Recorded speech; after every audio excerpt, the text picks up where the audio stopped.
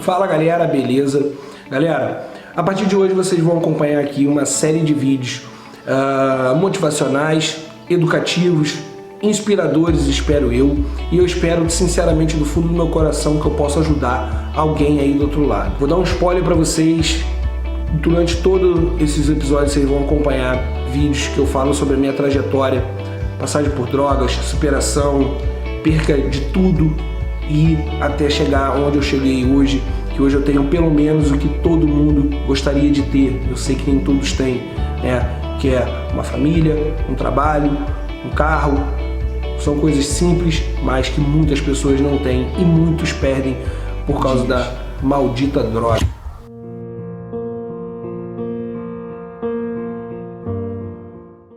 Então, o desgaste era muito grande, né?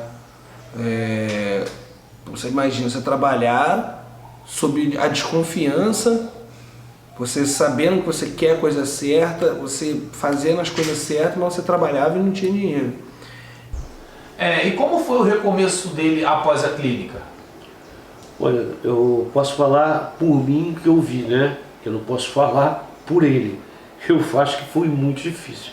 Porque quando eu internei em 29 de dezembro, eu consegui interditá-lo, né? Como pessoa, ele não respondia por nada por ele no dia 1º. Ele ficou interditado, ele ficou por volta de 4 meses, 100 dias, quase 4 meses, né? Internado. E quando saiu de lá, ele foi, eu tinha uma empresa, e ele foi trabalhar comigo, né? Voltou a trabalhar comigo. E eu não dava dinheiro a ele, muito pouquinho, máximo para ele comprar um cigarro, não dá nada, porque o meu medo que eu tinha é de sair para beber. Então, estava sendo muito desgastante para mim, estava me irritando, a gente estava brigando muito, e então eu, ainda num ato de rebeldia, né? E sair para farra, entendeu? Aí ele sai até com os garotos aí, mas eles diziam coisa não, ele não bebe, não faz nada disso. E saia tranquilo, mas eu dava o mínimo necessário. Até que um dia que ele se empolgou, falou, pô, não vou trabalhar mais não. Ainda novo, eu resolvi não trabalhar mais. Eu falei, bom, se não me paga, eu não trabalho mais. E eu trabalhava, pegava pesado, foi meses que a gente atingiu indicadores lá na loja, né, metas assim sensacionais, coisa de ter dobrado, mais que dobrado um faturamento, e eu estava recebendo nada, praticamente nada. Eu recebia um dinheiro que eu pedia a ele, ele me dava e tal. Então eu resolvi parar de trabalhar para ele. E nessa de estar em casa, e só em casa, acordar tarde, né, e não fazer nada, um dia ele falou para mim que aqui não era, eu dou risada, né, mas eu fiquei bravo um dia. Ele falou que aqui não era pensão nem hotel. Aí ficava em casa só no videogame, computador, esse negócio, e igual um hotel na minha casa. Um dia eu me pombei com ele, meu irmão, tu já tá velhinho, tem que caçar teu rumo. Para eu acordar a hora que eu quisesse e ter comida na mesa. Bom, a partir desse princípio aí, eu mesmo sem dinheiro, sem ter o que fazer na vida, eu falei, então tá bom, você não vai precisar repetir isso para mim não. E aí eu saí de casa. Eu acho que é a melhor coisa que eu fiz na minha vida. Aí eu fiquei, como é que se diz? Atrás dele, saber onde é que ele estava dormindo, dormia dentro do carro, coisa e tal. Aí ele ficou uns 5 dias sem falar comigo. Então, Pedro, você saiu de casa sem dinheiro, sem nada, como é que foi? Bom, parece até isso dá uma loucura, né? Se não tinha dinheiro para ficar na casa dele já, você imagina eu sair de casa. Mas a gente tem que tomar algumas decisões na vida às vezes que parece bem embaraçosa, mas no final dá tudo certo, né, se Deus quiser. A primeira semana eu dormi no meu carro, né? Eu tinha um carro, eu dormi dentro do carro, aí depois eu fiquei na casa de um amigo, né?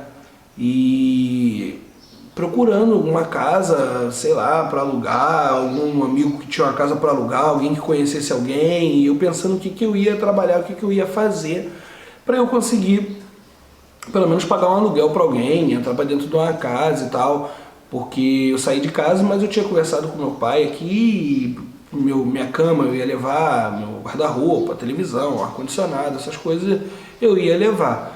Então eu estava procurando um lugar para eu ir, né? Até que alguém me falou de uma casa, né? No alto uma rua no alto aí, aqui perto até, e eu fui lá ver. E a casa era assustadora, não tinha portão de garagem, não tinha janela direita, estava tudo quebrado, porta estava quebrada, era uma casa abandonada praticamente. E aí eu descobri de quem era e era de um amigo. E aí eu entrei em contato com ele e falei: ô Thiago, pô, eu quero alugar tua casa aqui, cara. E ele: casa? Não tenho casa para alugar não. Eu falei: tem, cara. A casa aqui é um lugar assim, assim, assado. Ele: não, Pedro, isso aí tá abandonado, cara. É meu, mas não, isso aí não dá pra tu morar não. Eu falei: dá, mas não dá. Eu falei: dá, Thiago, tô morando dentro de um carro, na casa dos outros de favor, Thiago.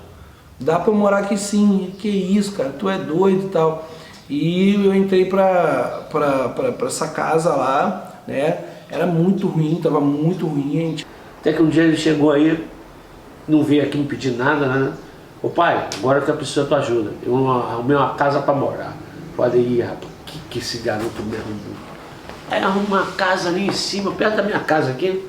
Tinha que fazer umas obras, né? Aí mandei o pedreiro que trabalhava pra mim aí. Ó, lá dá um jeito a casa porque o garoto nem fui lá ver. Aí foi pedreiro, meu irmão e o tio dele, o falecido, que foram lá ajeitar o negócio lá. Casa muito ruinzinha, né? Aí começou a morar lá. Ô pai, por isso agora eu preciso de ajuda. Tá legal, vou te ajudar aí, cara. Não tem problema não. Não vou te ajudar, mas não muita coisa não.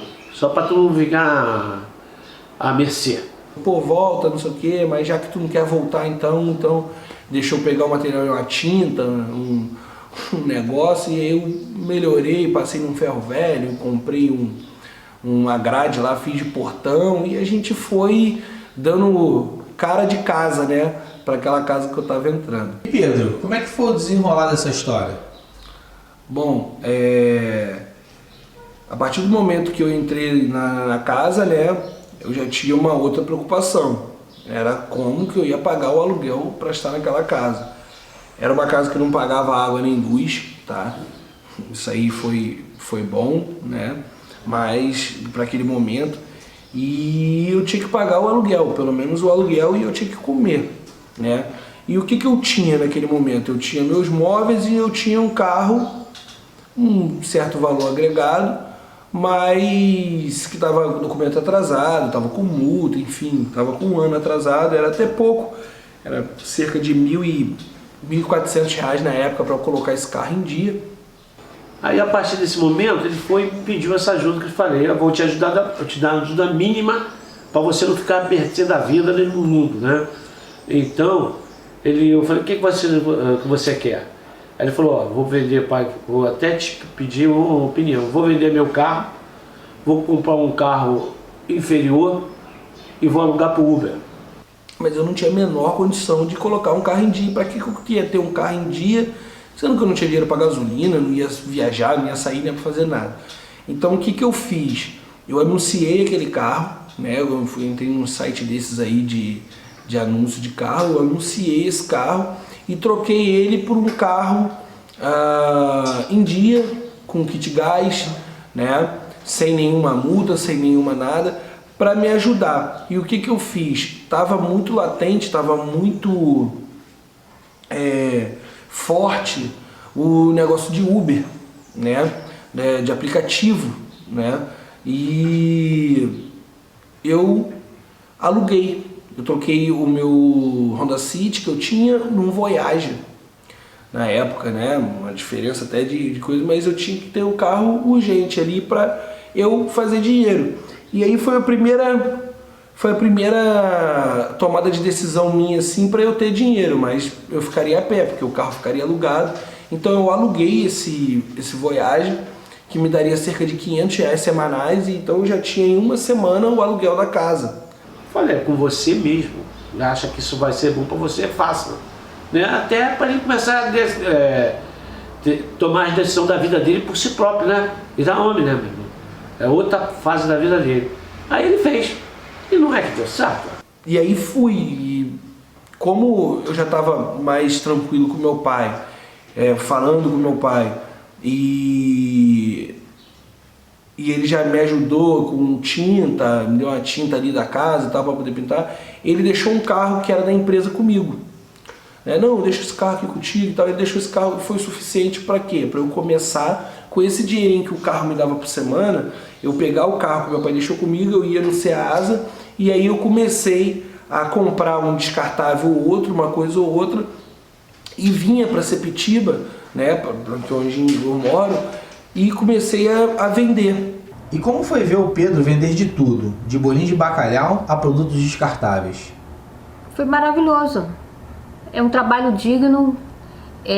Eu vi o esforço dele, eu vi a vontade dele, né, de ser independente, de não depender mais de pai e mãe, que deveria ser assim desde o início, né? Eu comecei a trabalhar com 13 anos, tudo que eu queria na vida era o Pedro trabalhando. Aí ele só me pediu um carro que eu tinha na empresa, emprestado, começou a ir para Ceasa, comprar, vender de porta a porta, comprava descartável, comprava laticínio e vendia de porta a porta. Foi dando certo. Daí para lá, nunca mais bateu, chegou para mim, pai, me presta isso, me dá aquilo. E está vendo a vida dele. Ver o Pedro ocupado, verdadeiramente ocupado, cuidando da vida dele. E para mim foi maravilhoso ver ele correr atrás do sustento dele, dignamente. E eu fiquei muito feliz. Eu, inclusive, ajudei ele a vender de tudo, né? Um pouquinho, porque eu ajudei, uma parcela muito pequena, mas eu arrumava cliente para ele, dos bolinhos de bacalhau. Graças a meu bom Deus, porque isso foi tudo com a ajuda de Deus, entendeu? Que ia acontecer na vida dele, entendeu? Eu acho que é isso que eu posso falar para vocês, é isso, nesse meu depoimento. E para quem vai ouvir isso aí, não deixe Deus filhos para lá. Então, assim, eu fiquei muito orgulhosa. Foi o começo, depois de muitos anos de rebeldia, de muitos anos gastando o que não era dele.